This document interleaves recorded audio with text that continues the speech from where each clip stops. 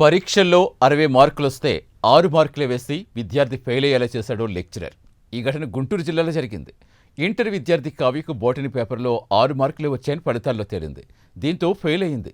రీవాల్యుయేషన్కి apply చేస్తే 60కి 60 మార్కులు వచ్చాయి. దీంతో అంతా అవాక్కైన పరిస్థితి. దీనికి బాధ్యుని లెక్చరర్పై ఇంటర్ బోర్డు చర్యలు చేపట్టింది. 7,500 జరిమానా విధించింది. 3 ఏళ్ల పాటు వాల్యుయేషన్ విధుల నుంచి డిబార్ చేస్తుంది. ఫస్ట్ ఇయర్ సెకండ్ ఇయర్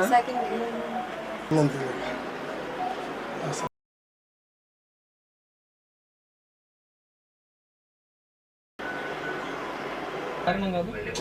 35 మార్కులు వచ్చి నిజంగానే అనుకుంటే అమ్మ నేను సరిగ్గా రాలేదో అనుకుంటా.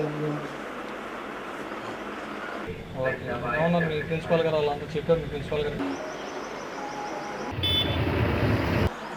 First year second year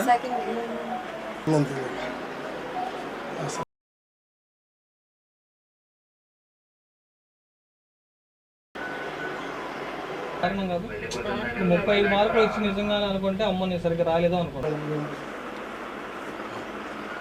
okay అవునా, మీ ప్రిన్సిపాల్ గారు వాళ్ళంతా చెప్పారు. మీ ప్రిన్సిపాల్ గారు